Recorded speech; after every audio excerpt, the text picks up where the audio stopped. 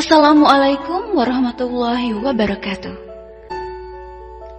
Adunya kulluha mata, wa khairu mata'u dunya al-mar'atu saleha. Dunia seluruhnya adalah perhiasan, dan sebaik-baiknya perhiasan adalah istri yang soleha. Inilah istri yang soleha. Episode ke-13. Apa Anda tahu jika penyakit istri Anda kemarin bukan main-main?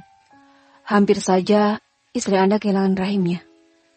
Ucap Alfian menatap Yusuf tajam. Yusuf terlihat kaget. Dia langsung terlihat serba salah. Tiba-tiba terdengar suara pintu kamar terbuka. Semua orang melihat Siti yang berdiri di ambang pintu. Siti lalu berjalan menghampiri suaminya. Bagaimana keadaanmu? Mas dan Ayu kesini untuk menjemputmu pulang. Tanya Yusuf sambil menunjuk istri keduanya. Iya kak, bagaimana keadaan kakak sekarang? Aku kesini ingin mengajak kakak pulang ke rumah. Ayu tersenyum melihat Siti. Siti melihat suami dan madunya bergantian. Mas, maafkan aku. Sepertinya aku tidak sanggup lagi hidup bersamamu. Aku mundur, Mas. Sebaiknya kita bercerai saja. Semua orang tercengang kaget, terutama Yusuf dan istri mudanya. Namun lain halnya dengan Aisyah yang tersenyum puas. Dia menghampiri kakaknya. Aku harus belajar agama lebih banyak lagi. Ternyata ilmu ikhlas berbagi suami itu tidak mampu aku kuasai. Ucap Siti dengan menahan tangisnya. Aisyah mengusap punggung kakaknya. Begitu juga dengan Zainab. Kenapa tiba-tiba sekali? Mas pikir kamu sudah ikhlas di poligami. Tanya Yusuf yang syok. Iya kak, kenapa tiba-tiba seperti ini? Selama ini kita baik-baik saja kan? Tanya Ayu terheran-heran. Siti menggelengkan kepalanya. Ternyata hatiku tidak seluas samudra, Mas. Aku belum ikhlas. Masih ada rasa iri dengki di hati ini ketika Mas lebih mementingkan istri kedua Mas. Jika seperti itu, hanya akan menumpuk dosa saja bagiku. Jadi lebih baik aku mundur saja. Yusuf tampak sangat kecewa. Dia tidak bisa berkata-kata lagi. Kakak, sebaiknya kita pulang sekarang. Aku ingin mengutarakan keinginanku ini pada Umi dan Abah. Siti melihat Zainab. Zainab terlihat mengangguk-anggukkan kepalanya. Tidak harus sekarang, Kak. Kakak harus istirahat dulu, karena baru pulang dari rumah sakit. Tunggu hingga kakak benar-benar pulih. Aisyah melihat Siti. Siti menggelengkan kepalanya. Kakak ingin pulang sekarang, Dik. Lebih cepat rasanya lebih baik. Yusuf dan istrinya saling berpandangan. Keduanya lalu pergi meninggalkan mereka semua, bahkan tanpa berpamitan. Aisyah yang pasrah akan keinginan kakaknya melihat Alfian. Aku akan mengantar kalian, ucap Alfian. Ba'da asar, kedatangan Aisyah dan kedua kakaknya disambut dengan bahagia oleh orang tua mereka, juga oleh saudara-saudara mereka yang lainnya. Umi memeluk Siti dengan hangatnya. Bahagia akhirnya putrinya telah sembuh seperti sedia kala. Akan tetapi Umi merasakan aura kesedihan yang teramat dalam ketika melihat wajah putrinya. Ada apa, nak? Tanya Umi merasakan ada sesuatu yang terjadi. Aisyah dan Zainab saling berpandangan. Umi, biarkan Siti untuk beristirahat dulu. Zainab mengajak semuanya untuk masuk ke dalam rumah. Semua orang masuk, begitu juga dengan Aisyah. Namun kemudian dia menghentikan langkahnya melihat Alfian, yang terlihat sibuk menerima panggilan telepon. Aisyah akan kembali masuk, tapi Alfian memanggilnya. Aku harus kembali ke kota sekarang. Tiba-tiba ada operasi dadakan, ucap Alfian dengan rasa menyesal. Aisyah terlihat kaget. Aku? Kamu tidak apa di sini dulu. Nanti aku akan menjemputmu. Aisyah terlihat lega. Aku akan pergi sekarang. Alfian akan memutar badannya. Biar saya antar. Aisyah berjalan mendekati suaminya. Mereka berjalan beriringan menuju lapangan tempat mobil diparkir. Jangan ditanya perasaan Alfian saat itu, karena sudah tentu dia sangat bahagia. Aisyah nampak sedikit luluh padanya. Hati-hati di jalan, ucap Aisyah sesampainya mereka di depan mobil. Iya. Alfian menatap istrinya. Aisyah mengangguk. Keduanya terdiam sejenak terlihat salah tingkah. Akhirnya Alfian masuk ke dalam mobil memberikan salam pada Aisyah yang masih berdiri di sana. Dia lalu melajukan mobilnya meninggalkan pondok pesantren. Abah sedang sakit, kata Umi. Akhir-akhir ini kesehatan Abah sedang terganggu. Zainab melihat kedua adiknya. Aisyah dan Siti menghela nafas panjang. Aku tak bisa mengatakan soal perceraianku sekarang, atau kesehatan Abah akan semakin memburuk. Siti terlihat sedih. Tidak apa-apa, kita tunggu hingga kesehatan Abah membaik. Aisyah menyemangati kakaknya. Apa kamu sudah yakin dengan keputusanmu? Zainab melihat Siti. Kakak ingin kamu memikirkannya baik-baik. Ingatlah, jika perceraian adalah keputusan yang besar. Siti menundukkan kepalanya. Aku sudah memikirkannya dengan matang, Kak. Dan aku yakin jika perpisahan adalah jalan terbaik. Zainab menarik nafas panjang. Baiklah kalau begitu. Kakak akan selalu mendukung semua keputusanmu selama itu baik untukmu. Malam hari. Kesehatan Abah yang menurun membuat semua anak, menantu dan cucunya berkumpul. Seperti malam ini, rumah yang biasanya sepi tampak ramai oleh keluarga besar mereka. Semuanya berkumpul di tengah rumah, menemani dan menghibur Abah yang terlihat bahagia melihat semua anak, menantu dan cucunya ada di sana. Mereka semua tampak berbincang hangat, hingga tak terasa jika malam telah semakin larut. Satu persatu mereka ke rumah masing-masing. Begitu juga dengan Aisyah yang masuk ke kamarnya. Sebelum tidur, dia memeriksa ponselnya. Terkejut melihat banyak panggilan yang tak terjawab dari nomor yang tak dikenal. Aisyah tak berniat menelpon balik, karena nomor itu tak dikenalnya. Dia akan menyimpan kembali ponselnya, tapi kemudian ponselnya itu kembali berdering. Kenapa aku telepon berkali-kali kamu tidak mau angkat? Tanya Alfian di ujung telepon setelah mengucapkan salam. Aisyah tertegun, kaget karena ternyata suaminya yang menelponnya. Maaf, ponselnya saya simpan di kamar. Saya lagi di luar tadi. Ada apa? Tidak ada. Apa aku butuh alasan untuk bisa menelpon istriku sendiri? Aisyah terdiam. Keduanya terdiam sejenak. Bagaimana keadaan Kak Siti? Baik, alhamdulillah. Apa Abah sudah tahu? Belum. Aisyah lalu menceritakan jika kesehatan Abah sedang tidak baik, sehingga mereka belum bisa menceritakannya. Sakit apa? Mungkin penyakit lambungnya kambuh, jadi saya ingin meminta izin untuk tinggal beberapa hari lagi di sini. Ucap Aisyah. Iya, tentu saja. Terima kasih. Suara Aisyah terdengar senang. Sudah malam, sebaiknya sekarang kamu tidur. Iya. Oh iya, mulai sekarang bawa ponselmu kemanapun kamu pergi, karena akan ada yang terus menghubungimu. Aisyah tak menjawab. Setelah mengucapkan salam, keduanya menyudahi pembicaraan. Alfian tersenyum sendiri, tapi sejurus kemudian senyumnya redup mengingat dalam beberapa hari ini dia tidak akan bertemu dengan istrinya. Keesokan harinya, Aisyah dan Siti tampak sedang membantu Umi memasak, hingga tiba-tiba Maryam datang dan mengatakan jika Abah memanggil Kak Siti ke aula pondok pesantren.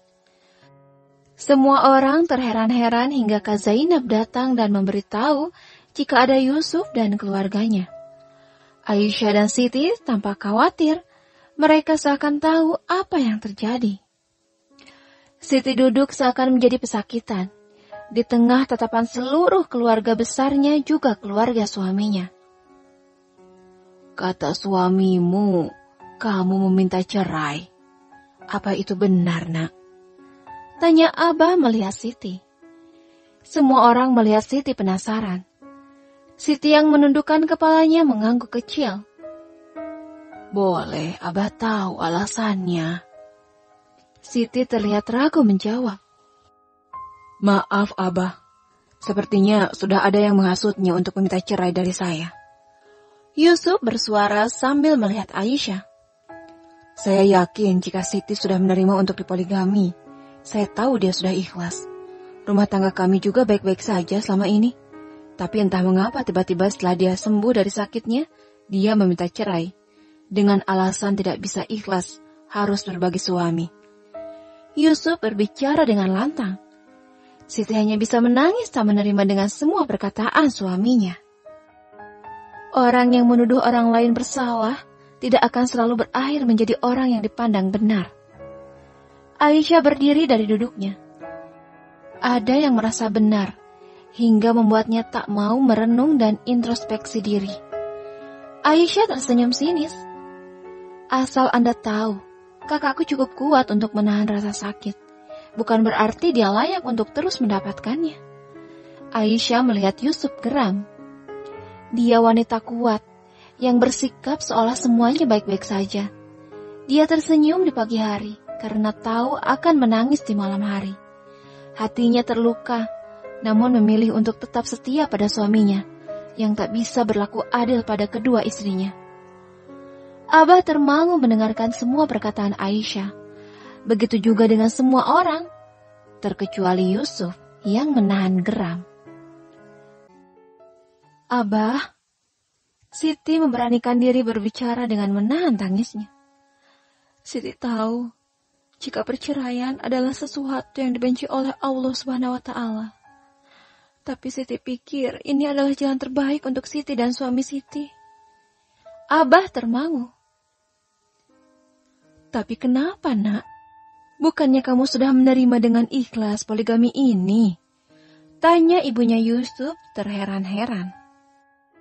Kakakku pasti akan ikhlas jika suaminya bisa berlaku adil padanya. Jawab Aisyah mewakili Siti. Adil? Ibu yakin jika Yusuf sudah adil pada dua istrinya. Ucap ibunya Yusuf dengan yakin. Oh ya? Maaf. Tapi kemana anak ibu ketika kakak saya sakit dan harus dioperasi? Ibu Yusuf tidak menjawab. Jadi itu lagi masalahnya.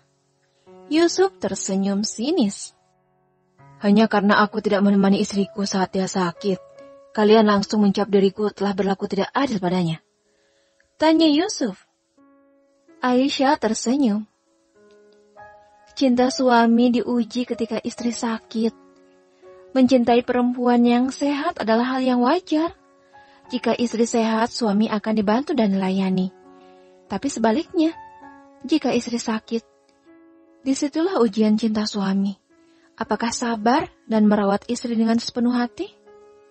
Ataukah akan memilih untuk tidak peduli? Aisyah melihat Yusuf. Aku bukannya tidak peduli, tapi saat itu juga istri keduaku juga sedang sakit. Disitulah letak kenapa Anda disebut tidak adil. Tak bisa memprioritaskan di antara dua istri mana sebenarnya yang harus lebih Anda jaga dan rawat. Entah apa sakit istri kedua Anda saat itu. Tapi Kak Siti sakit dan hampir saja kehilangan rahimnya hingga tak bisa mempunyai anak lagi. Yusuf terdiam. Semua orang terdiam mendengarkan perkataan Aisyah. Dari hal sebesar itu saja Anda sudah tidak adil. Apalagi hal-hal kecil lainnya yang pasti Anda anggap sepele. Ucap Aisyah lagi. Aisyah tampak akan berkata lagi. Tapi Umi yang sedari tadi menangis memegang tangannya. Memintanya untuk tak lagi mengatakan sesuatu. Umi pikir jika Aisyah sudah terlalu banyak berbicara. Dan ia takut jika hal itu akan membuat suaminya marah. Biarkan saja Aisyah mengatakan semuanya. Ucap Abah tiba-tiba membuat semua orang heran. Anggap saja jika Aisyah telah mewakili Abah untuk berbicara. Semua orang terlihat semakin heran. Tak biasanya kali ini Abah mendukung Aisyah yang selalu lantang mengemukakan pendapatnya tanpa takut sedikit pun. Abah menyetujui perceraian ini. Abah melihat Siti. Kali ini semua orang dibuat kaget, terlebih Yusuf dan keluarganya. Maaf Pak Haji Nasir, saya harap perceraian putra-putri kita tak mempengaruhi hubungan persahabatan kita. Semoga tali silaturahmi kita tetap terjalin dengan baik. Abah berdiri dengan susah payah. Saya mohon undur diri. Kesehatan saya memang sedang kurang baik akhir-akhir ini. Abah yang terlihat pucat berjalan perlahan. Namun kemudian kedua putranya, Ahmad dan Ali, membantu sang ayah dengan memapahnya. Semua anak-anak Abah yang lain terlihat khawatir melihat kesehatan Abah yang nampak turun drastis. Mereka semua mengikuti sang ayah yang akan beristirahat di rumah. Yusuf dan kedua orang tuanya berpamitan pada Umi dan Zainab yang masih berada di sana. Benar saja, kejadian tadi membuat kesehatan Abah memburuk. Bahkan Abah terlihat sudah tak mampu lagi untuk sekedar duduk. Abah kini berbaring dengan dikelilingi oleh semua anak menantu dan cucunya. Siti menangis sambil memegang dan menciumi tangan ayahnya. Dia berkali-kali meminta maaf karena merasa ini adalah kesalahannya. Akhirnya, setelah disepakati oleh semuanya, Abah dibawa ke rumah sakit agar mendapatkan perawatan yang lebih baik. Aisyah dan ketiga kakak laki-lakinya menunggu Abah di rumah sakit. Sementara Umi dan Zainab baru saja pulang. Umi tidak bisa menunggu suaminya karena harus menemani Siti yang juga baru pulih, ditambah sekarang sedang merasa sedih. Begitu juga dengan Zainab yang tak bisa terus-menerus meninggalkan anaknya. Aisyah duduk di samping ranjang ayahnya. Ada Ahmad dan Ali yang juga duduk tak jauh dari sana. Sedangkan satu kakaknya yang lain sedang membeli makanan untuk mereka semua. Kak, aku mau sholat isya dulu di musola. Aisyah melihat kedua kakaknya sambil berdiri. Mau kakak temani? Ali sedikit khawatir karena ini sudah larut malam. Tidak usah, Kak. Hati-hati. Aisyah berjalan menuju musola yang letaknya cukup jauh dari sana. Sambil berjalan dia teringat jika hampir seharian ini dia tak melihat ponselnya yang ia setel dalam mode hening.